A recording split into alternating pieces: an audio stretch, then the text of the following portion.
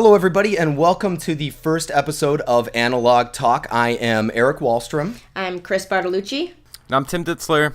And today we are going to talk about film. So for our very first episode, I wanted to kind of delve into this recent resurgence of film, whether or not it's real, what it means, if anything, and where it could lead in the future. Does that sound good, guys? Sounds good to me. It's my favorite. Yeah. Same here.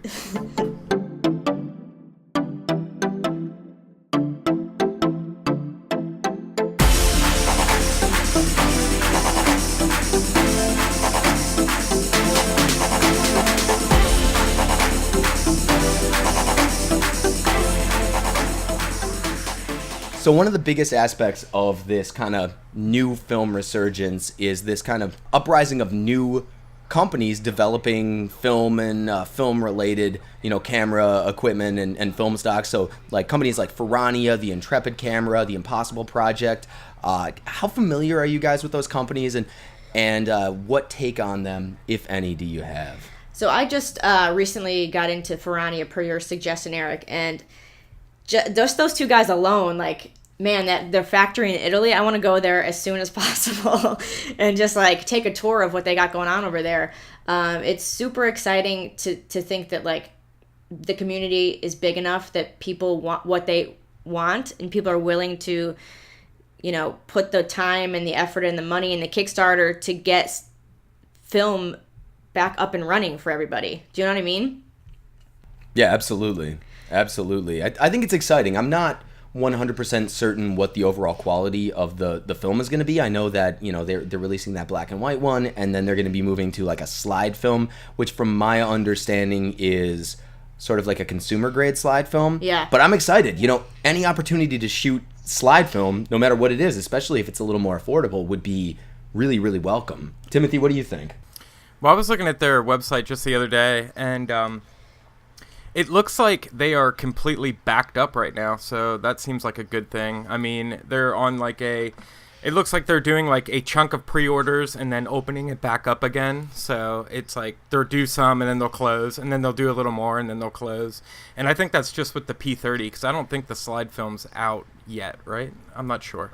No, it's not. No, it's just the black and white, and I actually missed out on that initial I know, same here. wave of black and white, yeah. But it looks awesome. I mean, from what they were saying and what I saw, I guess there was a little bit of an issue with it. There was some scratching that they had from the machines. I'm not exactly sure what the problem was exactly, but they're saying as they're getting further through the alpha roll that I guess the problem's kind of going away. So that's pretty good. Well, they've had nothing but issues Yeah. to this point. Didn't they say that they were buying back pieces of the equipment to make this film? Yeah. Which I think is crazy. Well, it's been wild. I mean, if you follow through their blog, this is much later than it was supposed to happen. And if you go through and follow this back to the beginning, they have had, sort of the what can go wrong will go wrong, where I think everything from having asbestos problems to machinery that didn't function like it was supposed to and one of the weirdest things was people getting mad. Yeah. I was reading that today. They posted a nice thing saying, hey, we're still here, we're just running into issues, thanks for your patience, and people are like, what the heck, where's our film? It's this is an easy process, guys, give them a break. No, it's a monumental process, and they've persevered through. How many excuses would there have been to just pack it in? I know, exactly. I think that's I'll wait as long as I have to wait for people that are passionate about bringing the craft and the art back to life. Take your time, make sure it's right. Don't push something out that's not going to be good, and then the backers are going to be even more mad. You know what I mean?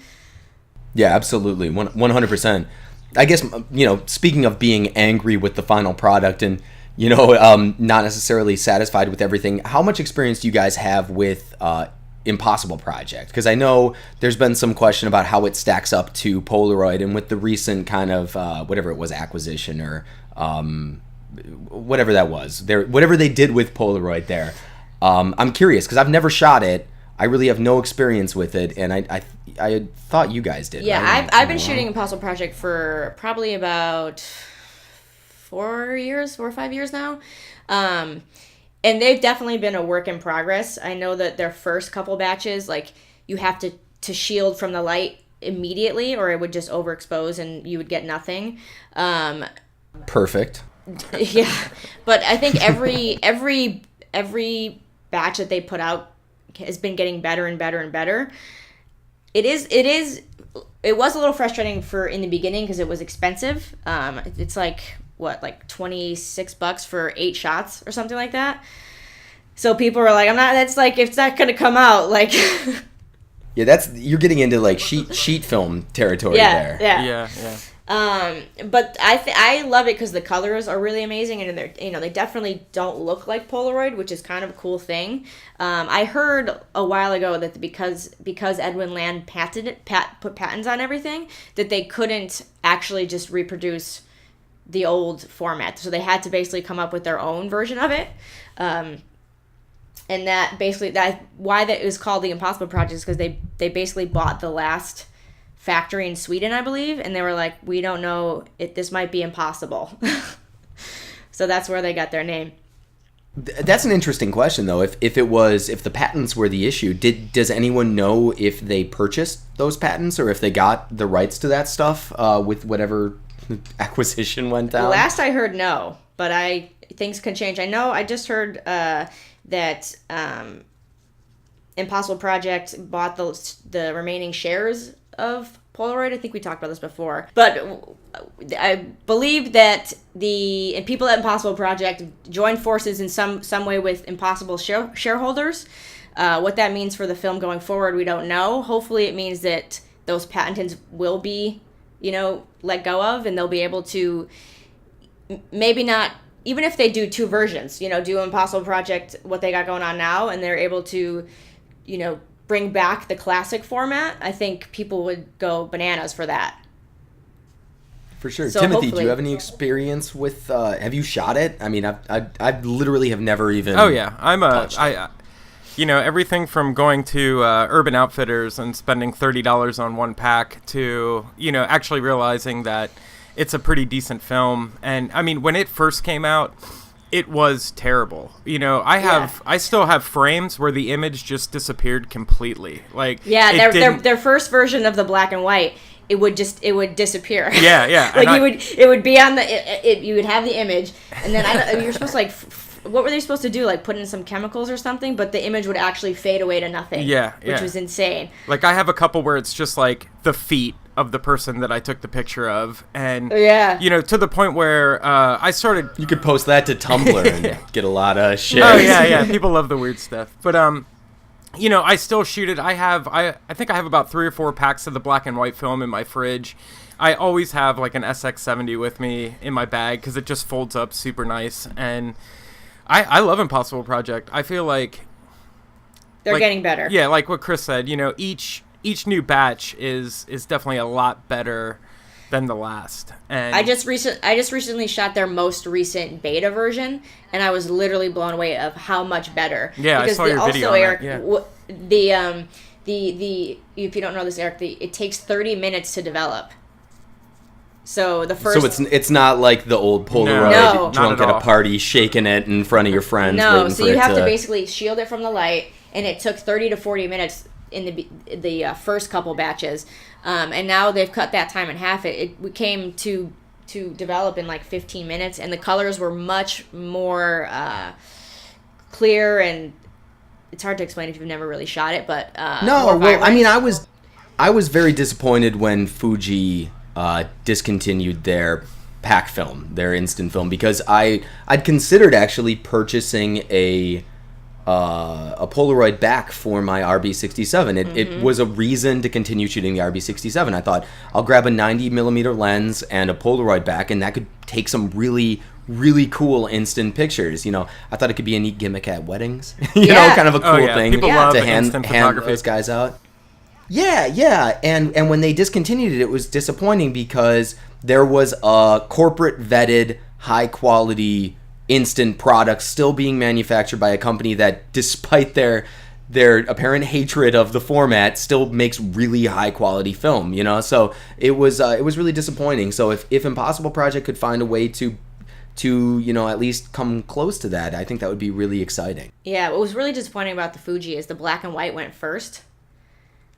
And then it was like, what, like maybe a year or so later when the color went, and it was like, God, such a sad day for the film photography community. It was like, no, please no. Yeah, it's just sad in general because, you know, I mean, Fuji, while we're talking about this new resurgence of film and this kind of upswing, Fuji is the other hand, you know, where it's like, if it were still profitable and if it were still making sense to them, like on a financial level, you'd imagine that they'd fight at least a little bit to maintain it. And it seems like they're willing to jump ship immediately, whereas like Kodak though seems to you know, whoever owns Kodak at this point, their film division, has said basically, we're making money, it's still profitable, you just had to kind of, you know, reel it in a little bit, narrow it down, you know, cater to a smaller audience, but they're still turning a profit apparently. So without knowing, it's tough to say, you know, without being like privy to the financials of those companies, it's tough to say exactly what any of this means. But it's interesting to talk about. That's what I was thinking with the pack film. With the pack film, you know, just to take like a greater step back into the big scheme of film shooters, like that's barely anybody shooting pack film. So I kind of understand why they just like destroyed the mold on that whole thing. Because yes, there might be a couple hundred or thousand of us that love pack film and wish it was still here, but dollar signs, man, they definitely speak for the giant corporate. I mean, Fuji though, they have a new Instax out now. I mean, it's a square format Instax. They still do their Instax wides and littles, and like that's basically Polaroid to me. I think we all still call Instax cameras Polaroids. So they're cool. Yeah, they're cool. Yeah, they're fun. I mean, I carry my big one around every once in a while, and I definitely would like to check out the square format. It would be cool if they would make like Polaroid film, you know, like the actual size of Polaroid film. I mean, they have the means to do it. Like, I don't get why they just don't, you know, help us out a little bit. The big thing us a bone.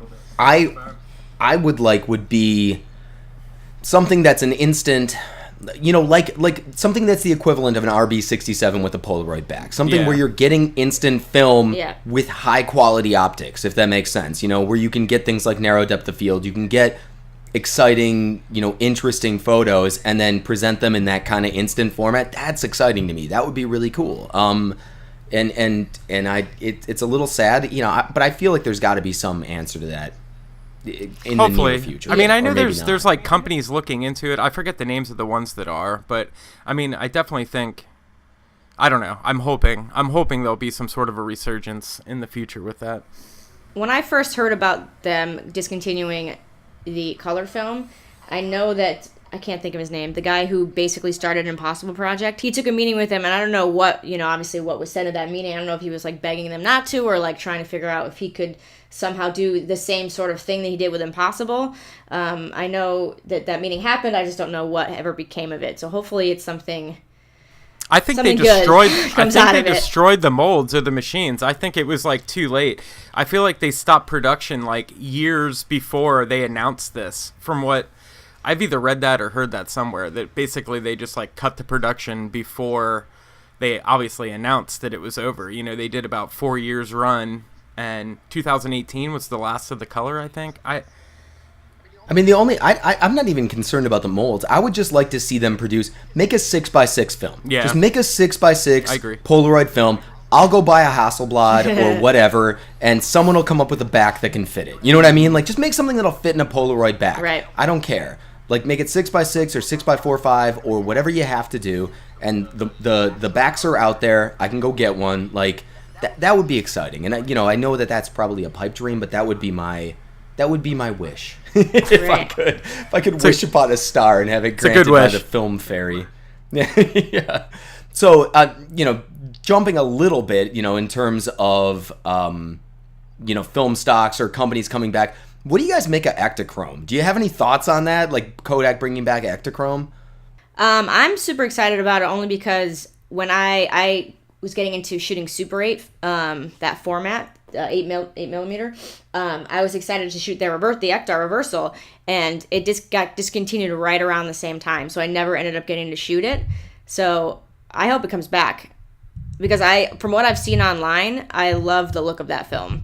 I can't wait to get my hands on it. Yeah, the tones. Just looking at the old school photographers, man, just the tones on those images. It's definitely a completely different look than you can get with anything now. I mean, I guess you can fake it in Lightroom with some sort of a plug-in or whatnot, but I'm definitely excited for it to come back. Do we have a date on when that's coming? Did anybody see? I know it was announced a while ago. I haven't really looked into it since.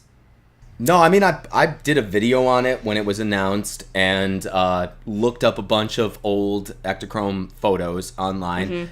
And I thought they looked good. I mean, I'm excited to shoot it. I think it presents a really cool alternative. Of course, I would love to see Kodachrome. I think everybody feels that way. If at all possible, that would be the perfect...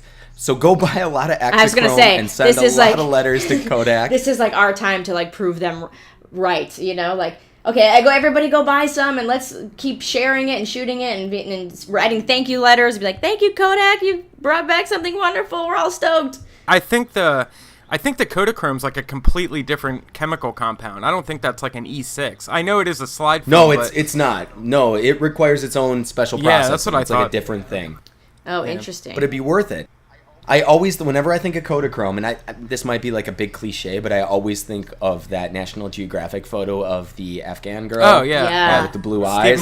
That's like that's Kodachrome, right? Like that's it in a nutshell. Those colors and that tone, and it's amazing. So, if at all possible, if you're listening to this podcast, Kodak, come on, Kodak. Yeah, if you're Help listening to the first episode of Analog Talk, please release Kodachrome for us to shoot, because I've got pictures of waterfalls to take. Did any of you guys get your hands on the Lomography F2400 film? I'm going to defer to Timothy on this one. I did not. Is that new? I didn't even hear about that. Is that a new stock? So that was kind of the same thing as Ferrania. It was, well, not really, but so Lomography bought the last batches of cinema film from Italian filmmakers in, I'm assuming, Italy, and what they did was they aged it for 7 years. Oh, so man. They aged it in oak cases like you would wine, and they waited 7 years, and then they just kind of released it in like a limited edition release, and the colors and the grain of that film is like phenomenal. I was like a crazy person and bought it every time somebody was like, we have some rolls on our store. I was like, buy. Because it's no longer available. Yeah, I was just gonna ask, gone. Can you still get it? Oh, nope. No. Well, then what are you doing to me, man? I'm just saying, they had the foresight to, like, companies like Lomography, I'm getting more into because they have the foresight of stuff like that, and they're always, pushing the envelope as far as putting out new film, making their own film, doing stuff like that.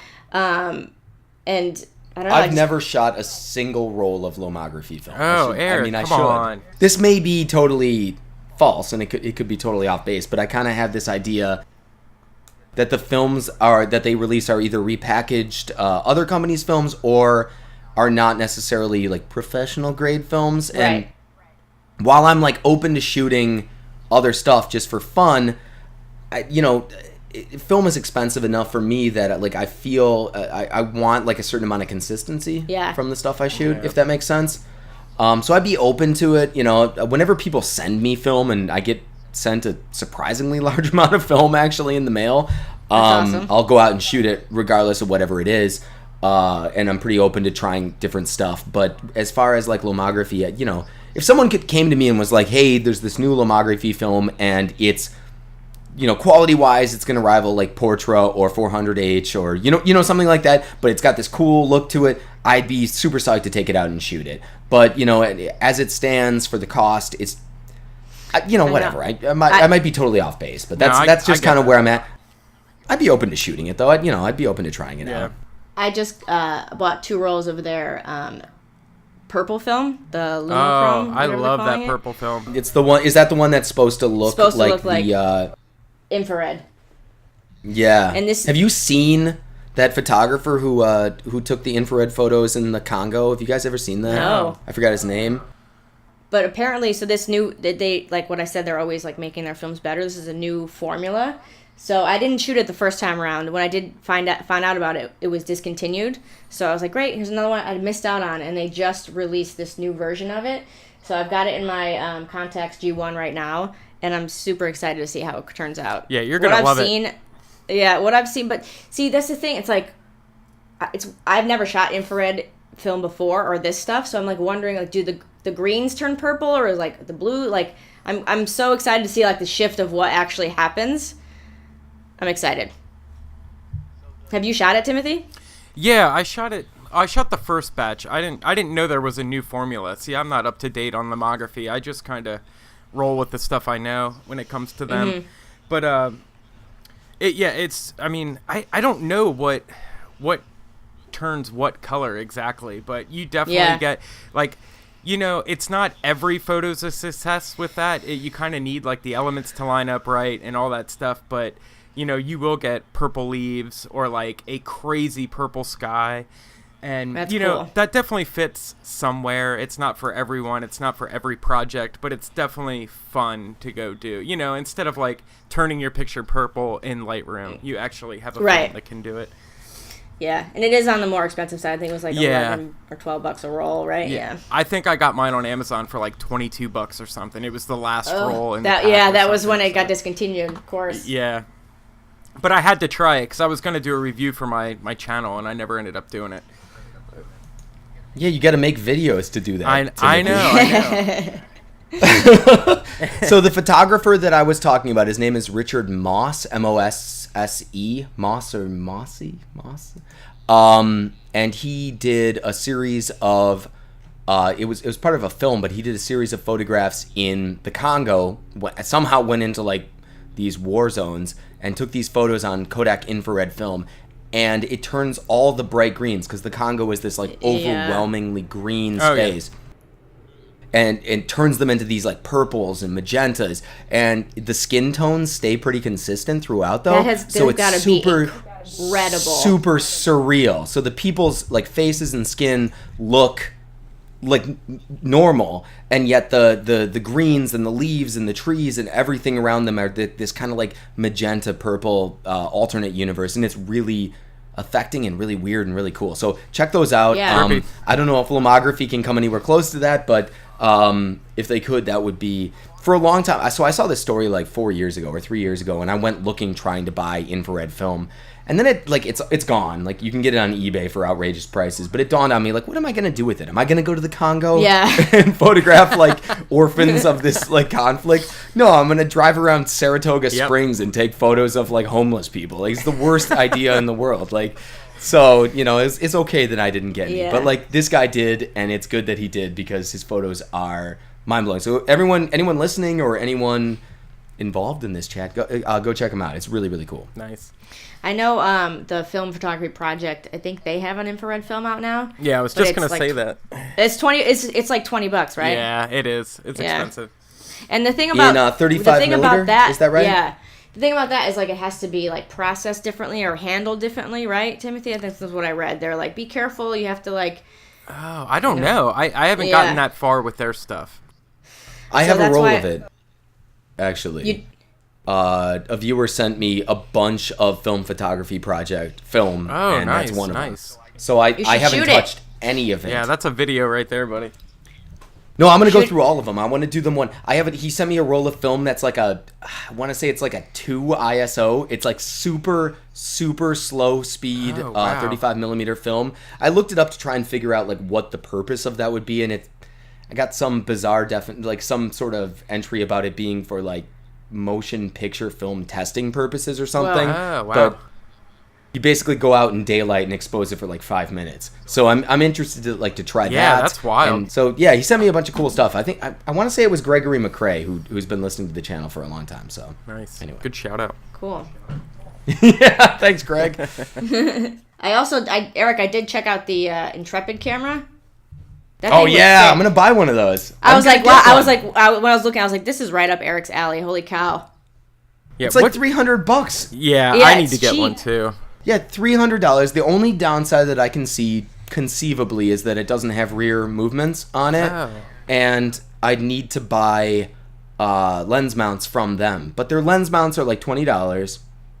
And, the alternative to that would be, if I were going to buy a wooden field camera that I could pack up and hike with, I would buy like a Zone 6 or a, a Shenhao, something like that. You're looking at like $700, $800 for a used one, a Wista, a Wisner, something like that. And I don't really want to spend $700 or $800. No. So if I could do it with the lens mounts and everything for $400, ish for everything, I'd be psyched. I haven't shot 4x5 since photography school in 2004, and those things were heavy. The major selling point for these guys was it's super light, and I was like, dang. Well, you were shooting like monorail, right? Yeah. Like studio cameras. Yeah, the big 4x5s. Yeah. So I mean, like the 4x5 I use right now is a Crown Graphic. It's just like a press camera. So you can fiddle with it to kind of fake movements. You can certainly get front movements out of it, but it's not easy. But it's metal and leather and everything. It's ungainly, and it's not really designed as a field camera. It's designed sort of as like a range. Like it was like a press camera where you would eyeball the distance and adjust it accordingly, and then hand hold it and take photos. It's not really viable, so I removed like the hand holding mechanism to put, professional lenses on there, which is fine. But I would like something made of wood. I'd like something light. I'd like something that looks same cooler. And for, whatever it is, like 250 euros or whatever, it's pretty. Oh, no, it's 280 US. It works out to like $320 US, Yeah. whatever That is it costs. nothing. No, it's good. And you can pick the color of the bellows. Yeah, I saw that. yeah. Yeah. You can get like blue, red, or green. Yeah. So I'm 100% on board with it. I'm excited to get one. I think there's about a 6-week turnaround time from ordering it to receiving it. But Alan Brock did a video on his and was really pleased with it. And he hasn't sold his Shenhao yet. He said he was going to, and I said I would buy it. And then he never did. I think Ben Horn was involved with them too, from what I saw. I think he was doing how-to videos on their website. Was he really? Yeah, I didn't. Really? I guess the big question is, like, what do you guys think this means? Like, do you see a potential for, like, new brands to arise, new film stocks? I mean, is that something that makes sense for, like, the R&D to be poured into something like that? I mean, I sure as hell hope so, because I will buy it. You know what I mean? Like, 100%. Absolutely. Every time there's a Kickstarter for new camera or anything like that, it's just I get so excited because it's like, for me, I know I'm not the only one who's this, passionate about film photography, and I hope that these big corporations realize this and put their money back into it. Whether it be Kodak or Fuji or whoever, is some other, like these guys in Italy, I think that's amazing what they're trying to do. Regardless of how long it takes. Yeah, I think the single biggest thing that we could all agree on is go buy Ektachrome when it comes out. Yeah. Buy the Ferrania Please. film when it's available. If this is something you care about and something you'd like to see, we need to incentivize it. So go and make this a viable business venture, right? Absolutely. You got it. So let's move on to the listener photo challenge. Christine, why don't you tell us what this is all about? All right, guys. So this was kind of my idea. One of the reasons why I wanted to start this podcast is because I love the interaction with the film photography community. So I came up with every week we're going to try and do listener photo challenges. So there is a Flickr group set up. It is Analog Talk on Flickr, Analog Talk Podcast on Flickr. So what we're going to do is we're going to challenge you guys, whether it's stuff you've already shot or if you wanted to, go out and start shooting, whatever the challenge may be. This week, we're going to try and do your favorite black and white photo. So your favorite black and white photo, throw it up on our Flickr group and just basically tell us what you shot it with, the film stock. And what we're going to try and do is we're going to talk about it on the podcast. We're also going to share it out on our Instagram. And there is an Analog Talk podcast website in the works that we're also going to share that stuff on there as well. Yeah, sounds good. So yeah, this week, your favorite black and white image. So remember to tag your camera that you use, the film stock, and yeah. What's your favorite black and white image Nice. that you guys have taken? You know, I was just thinking, Oh, I man. don't shoot that much black and white, and it's a shame. No, I was just gonna say it's really hard for me because I pretty much only shoot black and white. Like I will do See? a little bit of color. So, but God, I couldn't even. I don't know. I'm gonna have to go through and find one. I'm gonna add a couple of my favorites to the group, so you guys will see. So stay tuned for that. Yeah, that's a good idea. I'll do the same.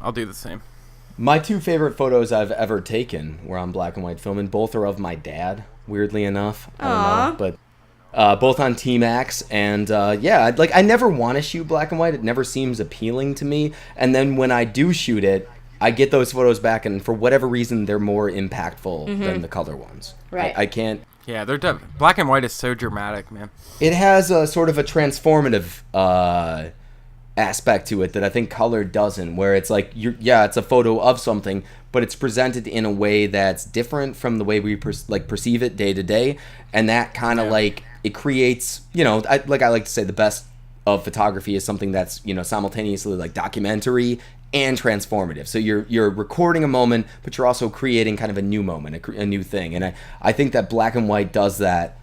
Like that infrared film does, like things that change, that shifted just enough that it creates something unique and kind of startling. And black and white's the best way to get at that, I think. So yeah, it's exciting. Nice. I'm interested to see what people come up with. And Christine, you're going to be in charge of picking the very best and getting rid of all the rest, right? No pressure. We're going to have a special section for the photo that we hated the most. No! At the end. That is not going to be a thing, you guys. It's not a thing. The worst photo submitted to us. Christine's going to call it out and tell everyone how bad it is. God. Can you and then give imagine away that? your address and phone number. That's terrible. Oh, no. It's terrible. So, moving on. Listener question. This is something that I posted just out of honest inquiry on my Twitter recently. I want to know, what do you like better, Portra 400 or Fuji 400H? I understand that you guys probably have more experience with Portra, but if you have experience with both films, which do you prefer? And why? Yeah. And without offering your opinions, guys, on which you prefer, do you guys have any experience with those 2 films? Yeah, Timothy and I were just chatting a little bit before we started.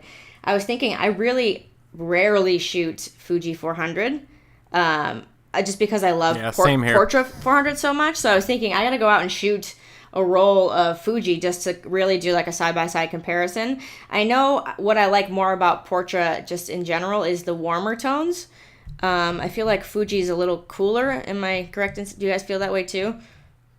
No, yeah, I always feel like it has like a bluish green cast to everything. The Portra to me is just that pastel color that I adore. So that's even just in my personal work in general. That's mostly what I shoot. I'm just now starting to get into like the Ektar and stuff like that. But I'm a Portra girl for sure. So without giving opinions, it's kind of hard. You're skewing the vote already. This is destroying our very first podcast, and we send it into anarchy. We could put a survey on the website when it's all done. Like, oh yeah, that might be Good cool. call. Yeah, the opinions presented herein do not necessarily reflect Erik Wahlstrom. Same. Of Erik Wahlstrom Inc. Yeah. All right, guys. So that is gonna wrap up our very first episode of Analog Talk, the podcast. How do you guys feel? How do you feel about it? How are you feeling? What's in your heart? Photography discussion. I'm not gonna lie. It was good. Yeah, it was great. I'm really excited to do more. I'm really excited to grow together, guys, both as people and as spiritual beings. I'm excited to grow the podcast together. So why don't we all just plug our various things, starting with you, Timothy. All right, here we go. Plug yourself. You can find me on Instagram at timothy.makeups. Same with Twitter at timothy.makeups. YouTube's a little different. You got to search my name. That's Timothy Ditzler, which Ditzler. You can find me on there. I don't really do Facebook. What are you working on right now? You working on anything in particular that you want to shout out or talk about? Book coming out, Staycation. It was shot during a week and a half vacation that I took while my family was in Nashville, and it's just all black and white, city kind of portraits-ish, kind of taken from the view of, not really going out and taking a vacation, what you see when you're home and you have off kind of thing. The second thing I got going on is I'm starting a film photography lab. Going to be developing film for a couple people around here to start, and then possibly branching out. Maybe you guys, if you need some film developed on a so excited for you for that, quickness. Timothy. But, that's so awesome. Yeah, I just other than that, man, I'm just chilling, shooting pictures, having fun.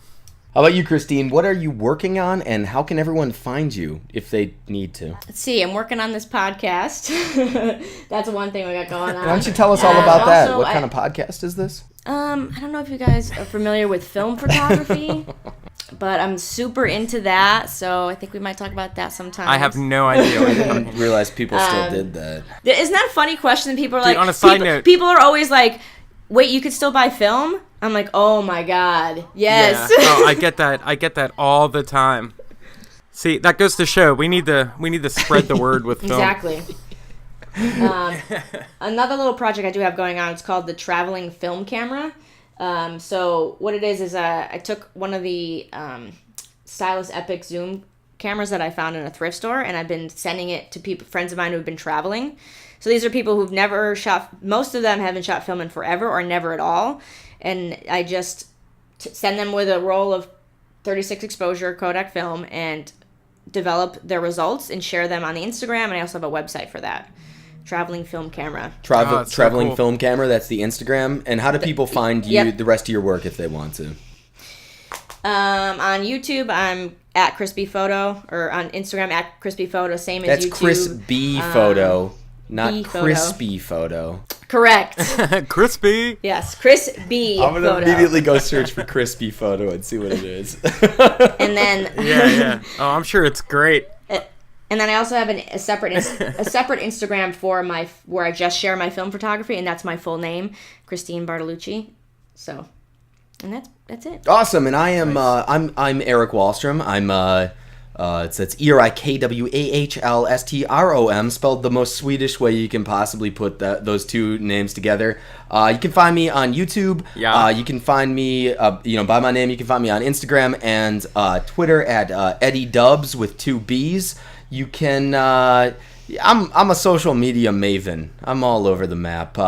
Really are. I'm an iconoclast, but really I'm mostly Instagram and YouTube. And currently I'm working on a couple of things, mostly YouTube related, but you can always kind of get hints on and teasers on what I'm going to be posting soon on my Instagram account. So like it's Eddie Dubs, 2 B's. Check it out. Stop by, say hi, let me know what beer you're drinking. Dogfish Head 60-minute IPA today. Delicious. Nice. Love the 60-minute. Man, did you try the Flesh and Blood yet? The Dogfish Flesh and Blood? I have not. This is the first beer I had since I got back from Portland because I was up in Portland, Maine for a week on vacation, and it's fun fact, it is the microbrew capital of the United States. It has most microbrews and breweries of any city per capita in the U.S. Wow, I did not know that. Yeah, Nice. we hit a few. I was at Allagash. I was at Oxbow. We were all over the place. So I took a little bit of a breather from the beers for a minute and tried to replace them with running and stuff. But I'm back on. So yeah. Back on the juice. So thank you guys so much for doing this. I'm excited to move forward and do some more and kind of improve these as we go along. So yeah, awesome. I just want to let our listeners know that we do have an email address where you can send us questions. We forgot to mention that earlier. It's analogtalkpodcast@gmail.com. So send your questions and answers to our questions right over there. So yeah, absolutely. I am Erik. I'm Chris. And I'm Tim. And thank you guys for listening. We will see you soon. Yeah. Thanks, guys. Bye.